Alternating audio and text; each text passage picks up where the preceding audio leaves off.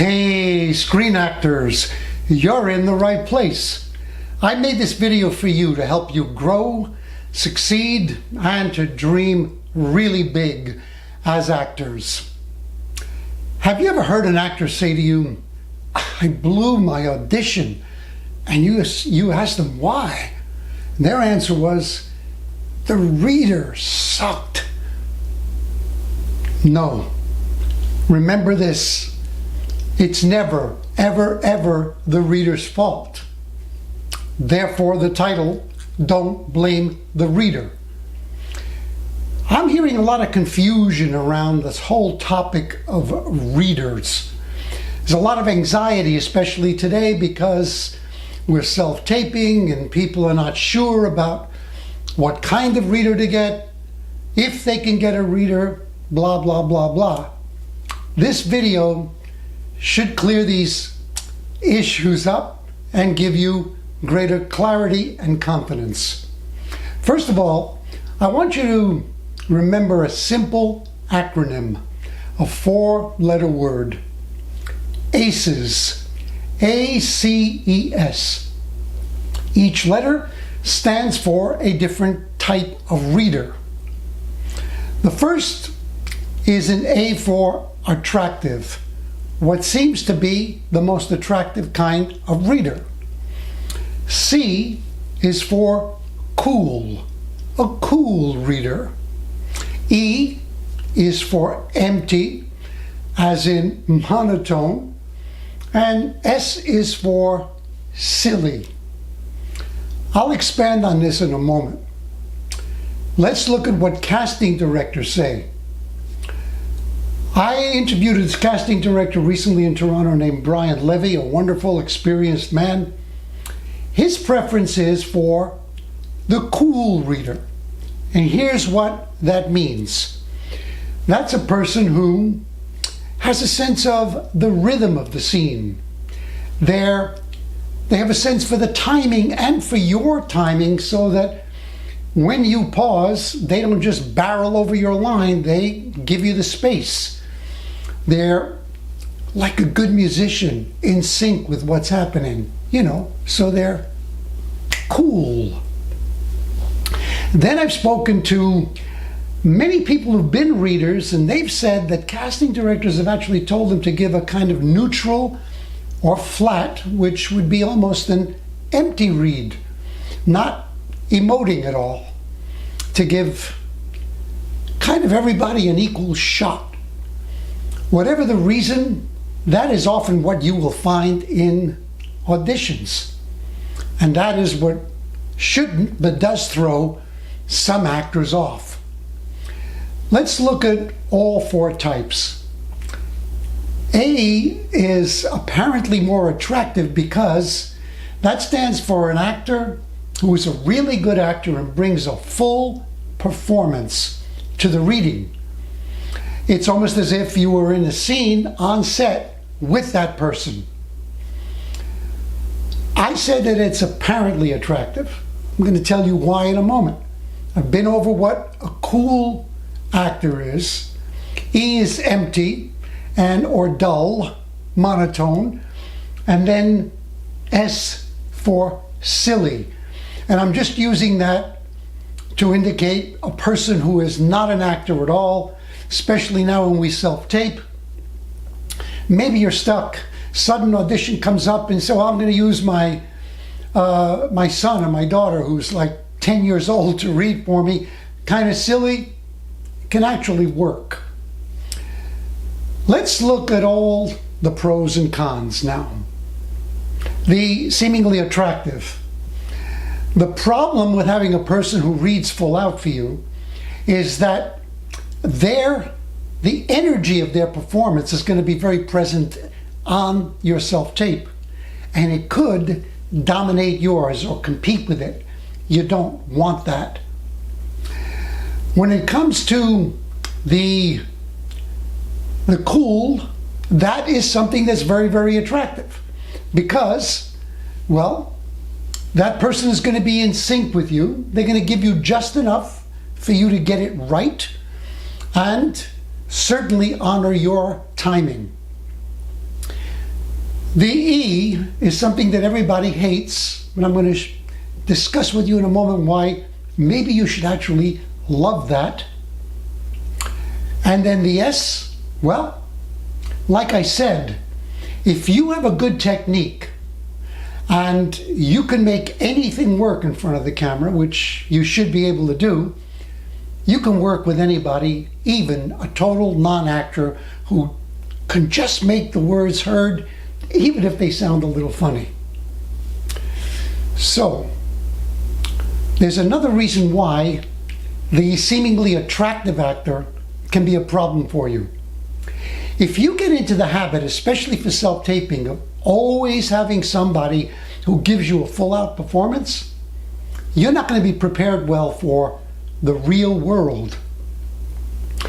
I know this because of the things I've experienced over the 40 years or more that I've been working on camera, things that taught me a lot, but that I had never learned from even the best acting teachers, and certainly not from any acting book. This is a business that demands that you can adjust to the wildest, unexpected situation like in an instant. If not, your performance will be thrown and then you'll be blaming a person or a situation for it. So where would it come up in the real world that it would be good to be ready to work with almost anything, even a really dull reader? Supposing, well, have you ever had to do a scene on set where in a movie or a television series where you were talking on the telephone? If you haven't, you will experience that in most cases you won't have an actor there. Sometimes you might, but very often you might even be, that actor might be scheduled on a different day. And you're shooting on the telephone, it could be an emotional scene, and you've got to play as if you're hearing the full emotional impact of the other person's lines. And in most cases, the script assistant will be reading, and just reading like the empty actor, just so the words can be heard. You've got to play as if you're hearing much more than just the words. Then there's a situation where, well, imagine playing your scene, a really strong emotional scene, and your partner is a piece of tape. Yeah, a piece of gaffer's tape placed somewhere where your eye line should be, and you have to look at it and see and imagine a person speaking to you. Sounds, if you've never experienced it, it may sound very strange, but I want you to see two movies where the actors had to deal with that throughout the film. One is called Hearts and Souls, and starring Robert Downey Jr., the wonderful Alfre Woodard, Kyra Sedgwick, Charles Grodin, and other great actors. The premise of this story was that all of the main characters died in the first scene in a tragic bus crash. For the rest of the movie, their objective is to work out some unfinished karma in their lives so that they could go to their final resting place. And in many of the scenes, they interact with a celestial bus that comes out of the sky. They have to see it coming. Imagine that they see the bus driver in it and know that when that bus arrives, they're going to have to come up with the goods and basically say, well, how are you doing with your project of working out your karma?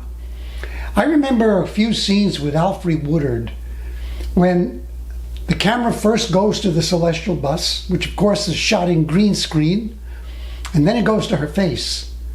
And her reaction was so full, and when she spoke, it was so full. And I said, wow, she's making me see that she is seeing that other person driving the bus and the bus itself. That's pure technique. The other film is Who Framed Roger Rabbit? And that's with the late, great Bob Hoskins. In that scene, in that whole movie, Hoskins' scene partner was an animated rabbit, Roger Rabbit. Obviously, that character wasn't on the set with him. So he was performing to green screen positions, eye lines, and who knows who was reading for him. Could have been a script assistant, could have been anybody. But when we see and hear Bob Hoskins, there's no question that he is talking to Roger Rabbit. You've got to be ready for situations like that. Here's another one. Doesn't happen often, but it does happen.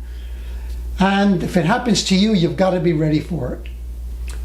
You're shooting a movie with a big star. You're all excited. I have, and I can say that most of them are fabulous people. And they're very supportive and generous. Sometimes you might get a person who's not. So you do your scene. Then they do coverage on the star first, and then the star decides he or she is going to rest in the trailer. They're not there for your close-up. Script assistant steps in and reads the lines. If it has never happened to you the first time that it does, it can really throw you off. So be ready for it. I'm putting a link in this description below to a YouTube video of a scene from a famous movie in the 1950s called On the Waterfront with Marlon Brando and Rod Steiger. The scene is an iconic scene in which Brando utters the famous lines, "I could have been a contender." The thing about it is that Steiger gives a great performance too, but Brando walked out after they did his coverage. He just took a break, and apparently Steiger never forgave him for it. But Steiger, being the professional that he is, when you see that scene, you'll never realize that he doesn't have a scene partner feeding him what he needs to do the scene full out. I actually had included that clip in a previous video, but YouTube informed me that I was violating some form of copyright, so I took it out. But the link is below. Watch the entire scene. It's a marvelous eye-opener. You'll be inspired and you will learn. So for all those reasons, I really feel strongly about getting used to, and by the way, I don't know about you, but in most live auditions that I've been to, the readers are neutral. I can't remember when I've heard a reader give me a full-out performance. They might give me a little bit, but very often they just say the lines so I can hear them. Sometimes the casting director is reading, and that person will just say the lines. I'm totally okay with that, because my job is to go there and perform as if. If I blow that audition, it has nothing to do with having a good or a bad reader. So here's an exercise I would love you to practice. You have the privilege now that you're doing, and the opportunity that you're doing self-tapes, to select good readers. You might have an actor friend who's there for you each time, and by all means, have them give you what you want and you feel you need.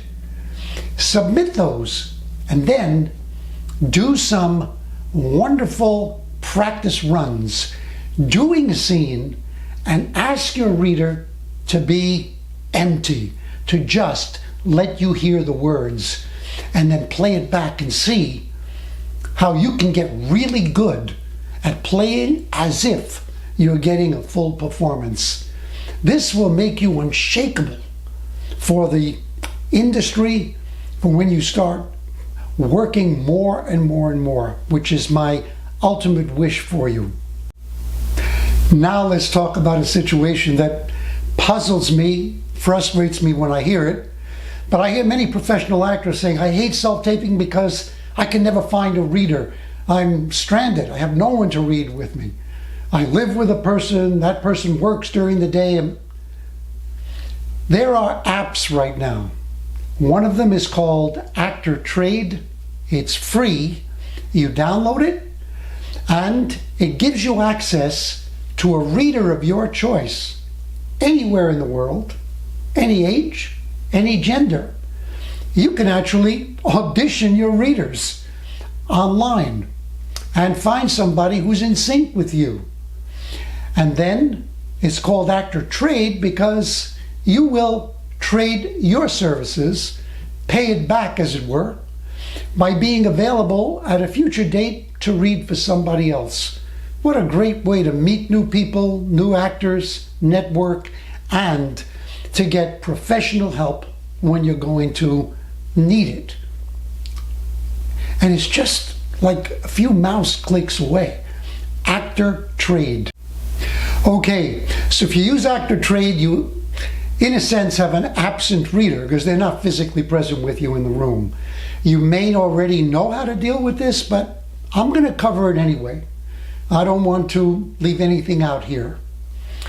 You're going to beam them in on a device other than your smartphone, if you're using your smartphone camera. And let's say I would use a tablet if you can, because then you'll get a nice large image of the person's face.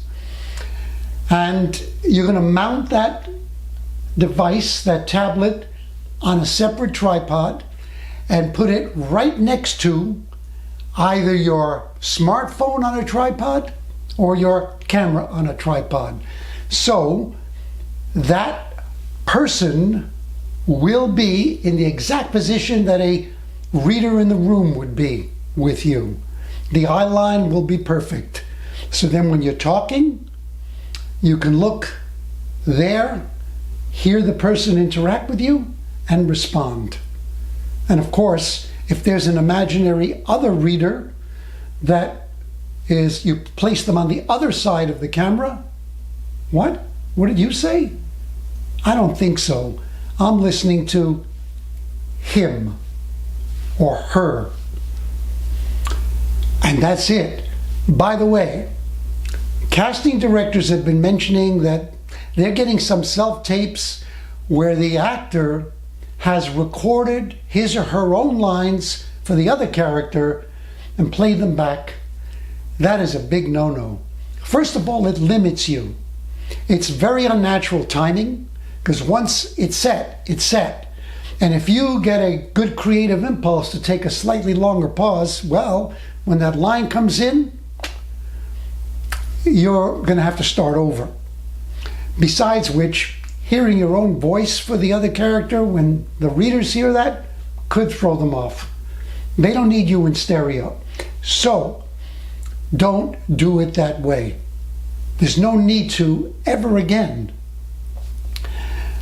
So as a quick review here, what is the acronym that I gave you at the beginning?